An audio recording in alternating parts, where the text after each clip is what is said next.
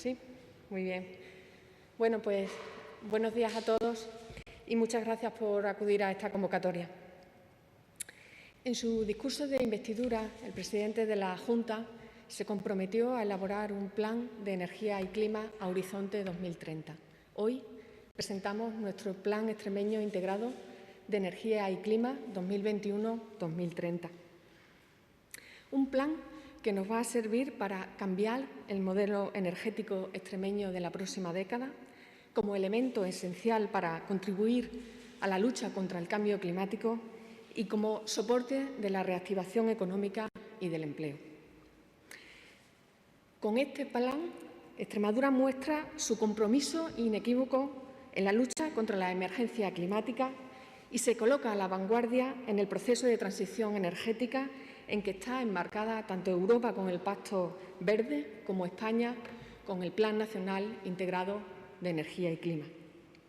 El PIEC es el instrumento de planificación que proponemos desde la Junta de Extremadura para contribuir desde una perspectiva regional a la consecución de las metas determinadas en los Acuerdos de París y en la nueva Ley de Clima Europeo.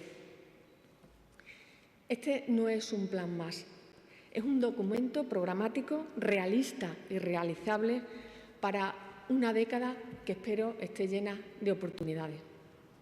Tiene una entidad muy amplia por sus objetivos, por una parte, y por las medidas de calado que contiene de reducción de las emisiones de gases de efecto invernadero, de penetración de renovables y de medidas de ahorro y eficiencia energética.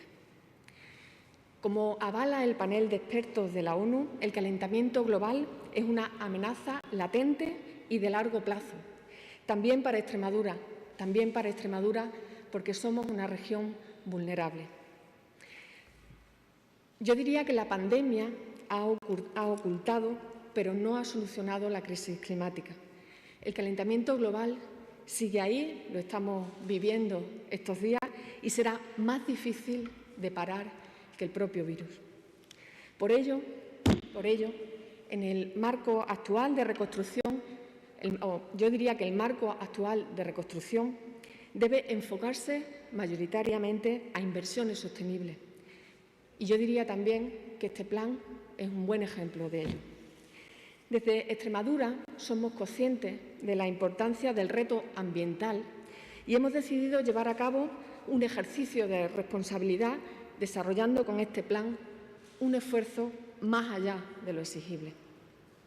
Somos la primera comunidad autónoma que elabora un plan de estas características. Hemos elaborado, además, una modelización propia que nos ha ayudado a cuantificar de forma precisa la evolución de los consumos energéticos y de emisiones de gases de efecto invernadero. Hemos determinado unos objetivos ambiciosos, pero que son viables para cumplir con una senda eficiente de beneficios para la economía, para el empleo y también para el medio ambiente. Las medidas contempladas en el PIEC permitirán alcanzar los siguientes objetivos a horizonte 2030. Un 10,03% de reducción de gases de efecto invernadero con respecto a los valores del 2017. Un 9,8% del incremento de la capacidad de absorción de los sumideros extremeños de las emisiones de gases de efecto invernadero. Un significativo incremento de la presencia de renovables en el consumo de la energía que demanda nuestra sociedad. De hecho, se alcanzará un 40,6% de energía primaria renovable y un 35,7% de energía final renovable. Un 22% de reducción de consumo de la energía gracias a medidas de ahorro y eficiencia energética y un 100% de contribución renovable a la generación de energía eléctrica. En resumen, queremos que Extremadura en 2030 sea una región climáticamente neutra, es decir, que las emisiones de gases de efecto invernadero sean iguales o inferiores a las absorciones de nuestros sumideros naturales de carbono y también que el 100% de la energía eléctrica que se produzca en la región tenga origen renovable. ¿Cómo lo vamos a hacer? ¿Cómo vamos a llegar a alcanzar esos objetivos que he comentado? Pues bien, el plan plantea 57 medidas de carácter sectorial y transversal enmarcadas en 4 ámbitos de actuación: la mitigación, la adaptación, la investigación y la innovación y la activación social. Creo que es necesario reseñar que el objetivo central del PEIEC se localiza en la reducción de gases de efecto invernadero en la atmósfera a través de la minimización de las emisiones o de la mejora de los sumideros de carbono, por lo que la mitigación, ese primer ámbito de actuación que hemos citado, será la pieza clave de las actuaciones a desarrollar en los próximos años. Con ello, lo que pretendemos es desacoplar el crecimiento económico del aumento de las emisiones de gases de efecto invernadero en nuestra región. Para ello, presentamos actuaciones que van desde el despliegue masivo de tecnologías de generación renovable para la producción limpia de electricidad hasta la electrificación de cada vez más sectores de demanda, la implementación de medidas de ahorro y eficiencia energética tanto en edificios como también en procesos industriales. Así, en lo relativo a la generación de energía eléctrica, en 2030 pretendemos alcanzar un incremento de 10.360 megavatios de generación de energía eléctrica renovable con distintas tecnologías: 8.000 megavatios fotovoltaicos, 1.500 megavatios termoeléctricos, 660 megavatios eólicos, 196 megavatios en combustión de biomasa y 4 en la tecnología del biogás. Asimismo, establecemos un objetivo de almacenamiento de 800 megavatios.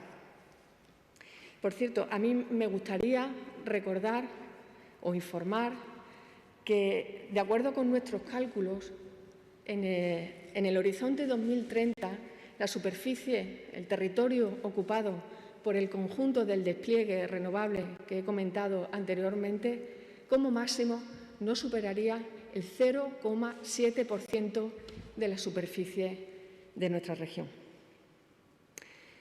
Y otro detalle más, un pequeño detalle que yo creo que también nos puede ayudar un poco a contextualizar el despliegue que se está llevando a cabo y lo que significa en términos de ocupación de territorio. Ahora mismo tenemos 606 instalaciones solares en nuestra región.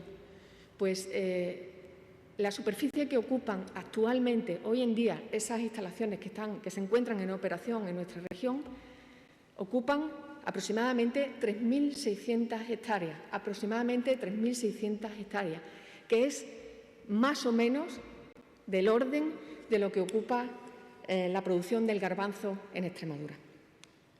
Bien, en lo que se refiere a las demandas finales de energía a nivel sectorial, en 2030, en el sector residencial esperamos reducir las emisiones de gases de efecto invernadero del sector en un 23%, con medidas como la rehabilitación de 24.000 viviendas y un despliegue, esta parte importantísima para nosotros, y un despliegue del autoconsumo fotovoltaico en el 10% de las viviendas. En el sector terciario y dentro del subsector público, que debe ser un ejemplo dentro de todo este proceso de transición, registrará una mejora significativa, reduciendo su demanda de energía en un 17%, reduciendo un 12% sus emisiones. En el subsector privado pretendemos limitar hasta el 10% el crecimiento de la demanda y hasta un 6% el incremento de las emisiones. En el caso del transporte, cabe señalar la reducción de energía de un 10% y también un descenso de un 10% de emisiones, que se producirá gracias, en gran parte, a la penetración de, según nuestros cálculos, 30.000 vehículos eléctricos en nuestra región a horizonte, como digo, 2030. Finalmente, en el sector primario, las medidas a aplicar adquieren, yo diría que una especial relevancia. Estimamos una disminución del 16% de la energía demandada y una caída del 17% en las emisiones. A mí me gustaría recordar que el valor añadido del sector primario extremeño es superior a la media nacional.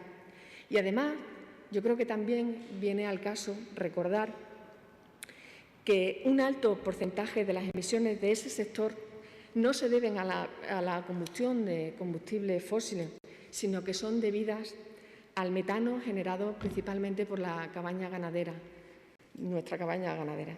Estas emisiones suponen el 29,6% del total regional y son, francamente, difíciles de reducir. Bien, analizado y explicado el ámbito de la mitigación, pasamos al ámbito de la adaptación, en base al que abordaremos la elaboración y el desarrollo de una estrategia regional de adaptación al cambio climático. En el ámbito de la investigación y la innovación, estableceremos medidas para que el sistema de ciencia y tecnología extremeño se enfoque hacia la transición energética y climática como elemento dinamizador de nuestras empresas para que se adapten a una economía descarbonizada y para favorecer a la retención del talento.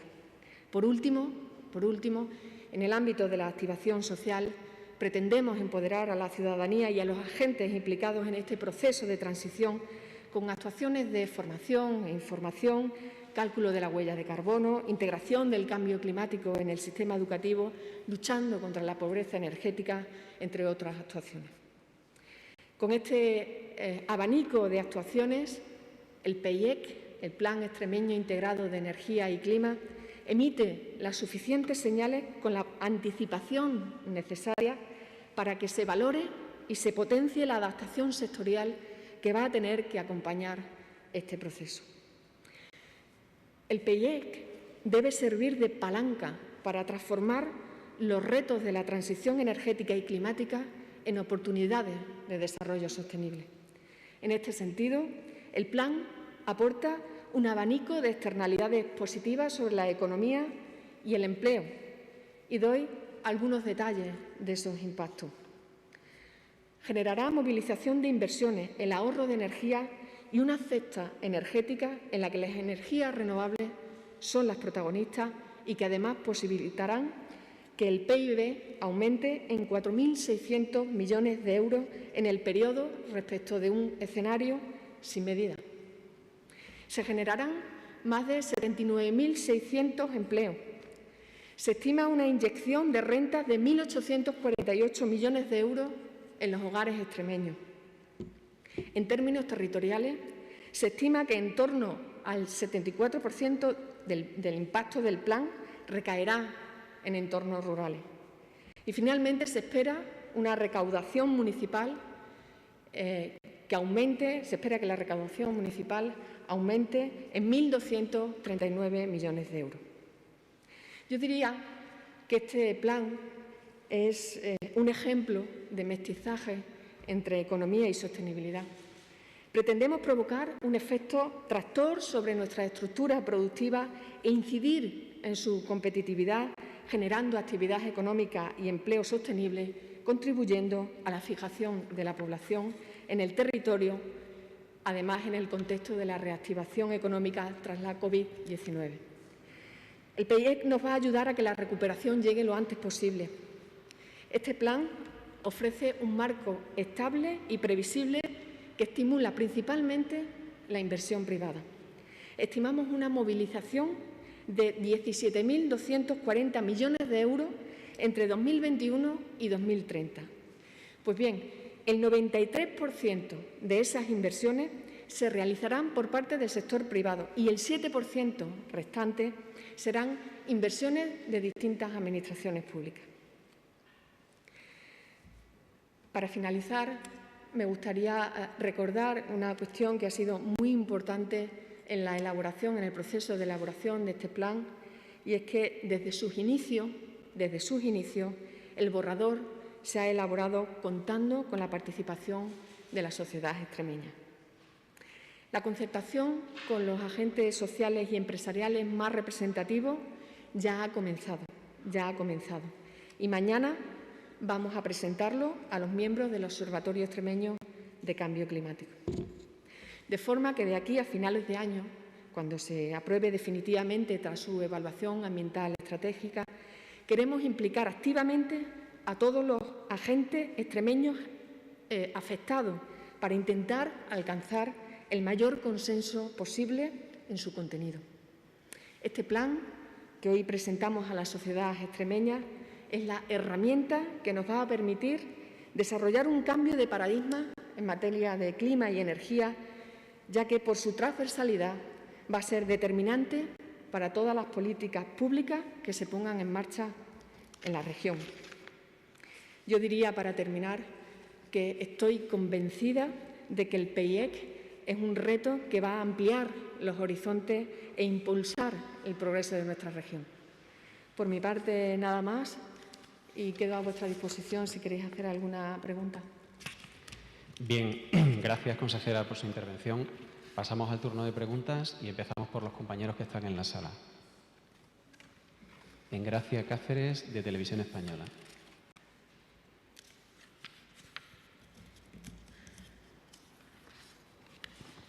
Buenos días. Ha comentado, consejera, que en 2030 esas instalaciones ocuparían el 0,7% de la superficie de Extremadura. ¿Cuánta gente estaría trabajando en esas instalaciones? Bueno, ya le he comentado un poco el impacto en términos de empleo que tendría. En 2030, 79.600 empleos o durante todo el periodo. Acumulados a lo largo de toda la década. Tenemos el dato, digamos, de igual que la superficie, ¿cuánta gente estaría trabajando entonces? Es que no solamente cuando se desarrollan inversiones de renovables, no solamente hay que contabilizar o hay que tener en cuenta un poco el impacto que tiene el empleo en la propia instalación. Ese sería, digamos, el empleo directo. Pero hay alrededor una gran posibilidad de creación, un gran camino, un gran nicho de empleo que tiene que ver también con el desarrollo de estas instalaciones. Desde que se empiezan a idear, es decir, desde que se empiezan a diseñar, pues los levantamientos topográficos, los análisis ambientales, las redacciones de los proyectos, la gestión y la tramitación, en fin, desde que se idea hasta que finalmente se pone en servicio, hay que tener en cuenta el conjunto de ese impacto cuando cuantificamos en materia de empleo lo que significa el PEIEC. En cualquier caso, debe tener también en cuenta que aquí estamos hablando de varias tecnologías. Estamos hablando de la tecnología solar fotovoltaica, de la tecnología solar termoeléctrica, de la tecnología eólica. Son tecnologías de la biomasa, que lleva una parte importante en empleo directo, pero también importantísimo el empleo indirecto que lleva. Con lo cual, sería un poco sesgado y quizás poco adecuado o poco correcto ceñirnos exclusivamente a los puestos de trabajo que se crean en la operación físicamente en las plantas. Yo creo que para ser completos y correctos en nuestro análisis debemos tener todo el ecosistema que se crea en torno al despliegue de las renovables, pero no solamente desde el momento de la operación, sino desde el primer momento o desde el momento en el que se empieza a pensar en ese proyecto. ¿Alguna pregunta más? ¿Los compañeros que están en la sala? ¿Los compañeros que están siguiendo la rueda de prensa telemáticamente? Momi Díaz. Yo sí. Sí, yo no sé si me habéis dado la palabra a mí, no sé. Sí, Momi. Buenas, consejeras. Yo quería saber si el plan tiene alguna dotación económica específica para su desarrollo. Si está dotado presupuestariamente. Bueno, una de las partes de la explicación que yo he expuesto describe un poco la movilización de inversiones y el conjunto de medidas que vamos a llevar a cabo para lograr esos objetivos. Entonces, por una parte, lleva una parte importante de inversión principalmente privada y luego una parte de inversión pública a través de líneas de ayuda o de líneas de financiación de distintas administraciones públicas. Los datos los he ofrecido al principio, los tenéis, os los hemos facilitado en el resumen.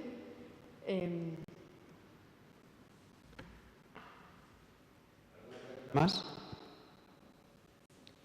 Juan Carlos. Buenos días, ¿me escucháis? Sí, te escuchamos. Hola, consejera, buenos días. Quería hacerle una pregunta respecto en este plan, el PEIEC, ¿qué papel va a tener la central de Almaraz? Y ya de paso, pues preguntarle si hay alguna novedad en cuanto a la prórroga de la licencia de explotación. Perdona, la primera pregunta no la he entendido bien.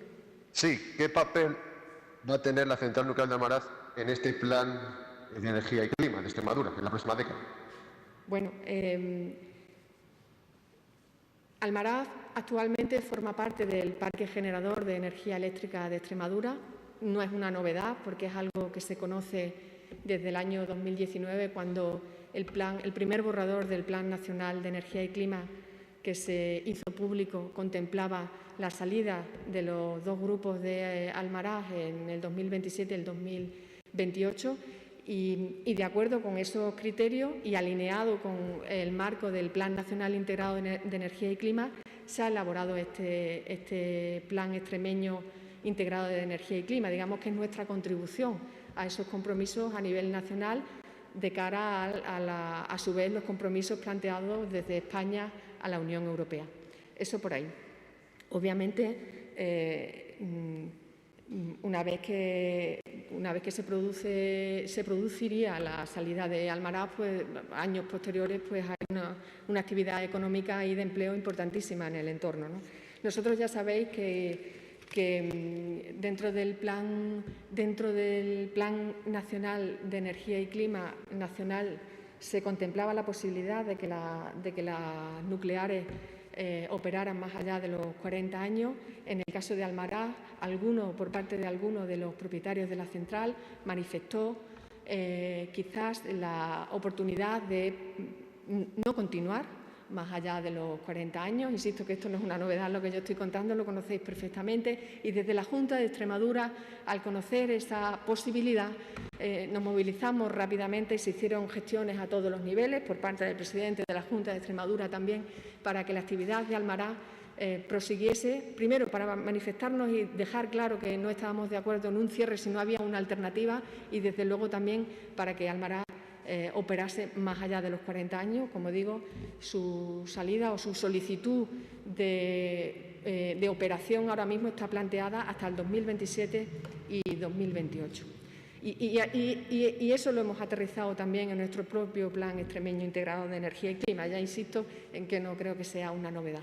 Con respecto a la segunda pregunta que me hacías, de momento no tenemos ninguna novedad al respecto. Estamos esperando la autorización por parte del MITECO, del Ministerio para la Transición Ecológica. Creo que los plazos, como consecuencia de la COVID, se han extendido algo más allá del día 20 o del día 21 de agosto, pero nos consta que la voluntad del Ministerio es resolver lo antes posible, y así se lo hemos trasladado nosotros también al Ministerio.